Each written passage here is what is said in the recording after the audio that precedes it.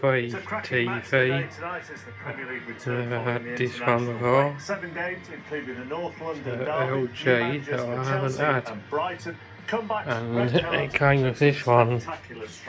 Ian Wright and Alan Shearer in the studio. So join us after the news on BBC. And that one was £20, but this one was free. So that was a bargain.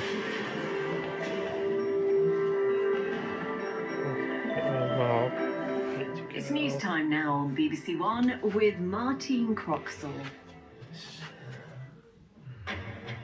Police charge a man with murdering 9-year-old Olivia Pratt-Corbell.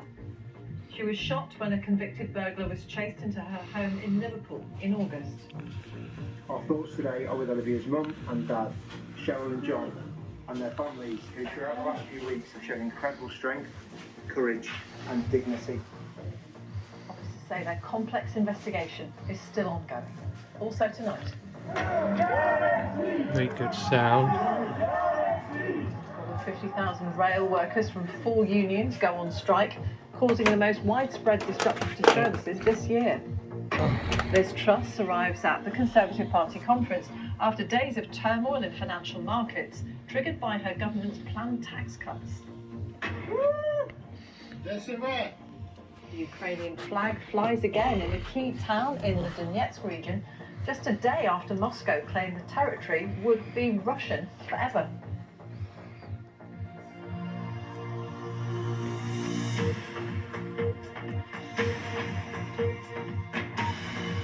Never seen that TV guide before.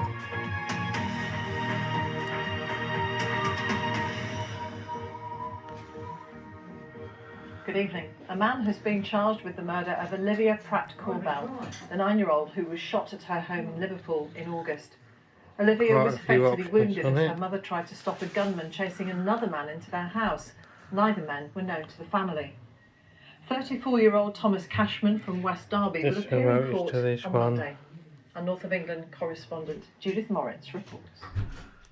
It's 6 weeks since Olivia Pratt-Corbell was killed. 6 weeks of her family grieving. Yeah. I'm on it as well.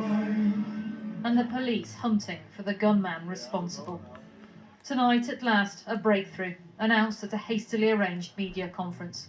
The Crown Prosecution Service has authorised Merseyside Police to charge Thomas Cashman, 34, from Grenadier Drive, West Derby, with the murder of 9-year-old Olivia Pratt-Corbell. Also, the attempted murder of Joseph Nee and Cheryl Corbell on the 22nd of August 2022. Olivia was shot when a gunman burst into her home in the Liverpool suburb of Dovecot in August. He'd been chasing another man and they both ran through the front door, which Olivia's mum Cheryl had opened, wanting to see why there was so much noise outside. Olivia's death has shattered the community where she lived. Her mum Cheryl gave the eulogy at her funeral, and the family continues to be supported by the police. She will never be forgotten. So us and I will never say goodbye, but what I will say is good night, love you, see you in the morning. Mwah. Our thoughts today are with Olivia's mum and dad, Cheryl and John, and their families who throughout the last few weeks have shown incredible strength, courage and dignity. Another man, 40-year-old Paul Russell, has also been charged in connection with the shooting, accused of assisting an offender. Both men will appear at Liverpool Magistrates Court on Monday. What was interesting at the media conference here at police headquarters was that despite these charges, Merseyside police say that their investigation is still very much ongoing. They're still looking for 2 guns which they say were used in this attack, and they say they're committed to finding everybody who was involved in the crime, from those who may have supplied those guns, maybe hiding them, to those who may have been involved in shielding people responsible. They say they've had an overwhelming response from this community, but they want it to continue. They're asking people who might have CCTV footage, dash cam or doorbell pictures to come forwards and supply them to the police. They say they need that continued support from the community here to ensure that justice is served for Olivia's family. Judith, thank you very much. Judith Morris in Liverpool. More than 50,000 rail workers are on strike, causing the biggest disruption on the railways this year. Only around 11% of the usual Saturday services are running. You know, it's the first time 4 rail unions have taken action on the same day in their long-running disputes over pay, jobs and conditions. Our transport correspondent Katie Austin reports. Shutters down, empty platforms. It's the most disruptive train strike yet. I've got no train, so now I've just rang my husband. He's got to drive 2 hours, well, longer than that, down to here to pick me up. I think I prefer the picture on this one though. They need to be paid for the work they're doing, but I don't like the strike, you know. So for my money, 100% behind them, all power to them, and I hope they win. That one's the best Karen picture. from Staffordshire is running the London Marathon tomorrow to raise money for the hospital where she had breast cancer treatment. News of the strike meant changing her plans to get there. So for me, this just blew everything apart. I couldn't even begin to think of how we would get there. So I just worried. And until we knew what our plan was, I just panicked. The red lines on this map show the only parts of the rail network where some trains are running today. Large parts of England, Scotland and Wales have none at all. Where there have been trains today, they started a lot later than usual and they finished earlier as well. Nothing at all has been running between London and some other major cities, including Edinburgh, Newcastle and Brighton. The train drivers' union, ASLEV, is demanding a pay rise amid high inflation. The RMT wants that for its rail worker members too, and it argues job security and working conditions are under threat.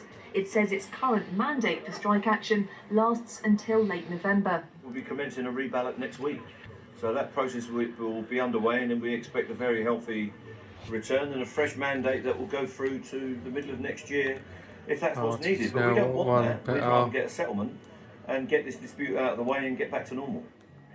Rail industry bosses say they want to give a pay rise, but the impact of the pandemic on finances and travel patterns means reforms must be agreed to afford it. We're looking to standardise areas of working practices that then allow us to be able to give staff an increase. But we can't forget there's a £2 billion funding gap and there's no new money. We've got to generate that money from the industry. Negotiations continue, and the new Transport Secretary recently met with the RMT and ASLEV leaders. But there's been no breakthrough, and unions have made it clear more strikes could be coming down the track. Katie Austin, BBC News. Royal Mail workers also walked out today on the second day of a 48-hour strike in a dispute over pay and conditions.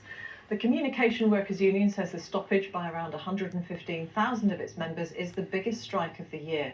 A Royal Mail spokesman described the action as reckless because it would weaken the company's finances and jeopardise workers' job security. Liz Truss has arrived in Birmingham for the Conservative Party conference as she tries to rally support for her economic plans.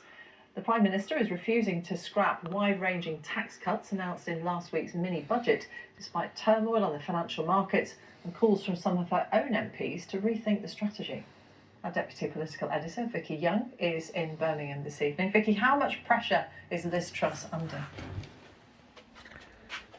Well, normally you'd expect a new leader, a new Prime Minister to come here amongst her friends and there to be a bit of a celebration, really. But I don't think it's going to be like that. I think she's going to spend a lot of this week defending what she's done. Now, she's already started doing that, saying she's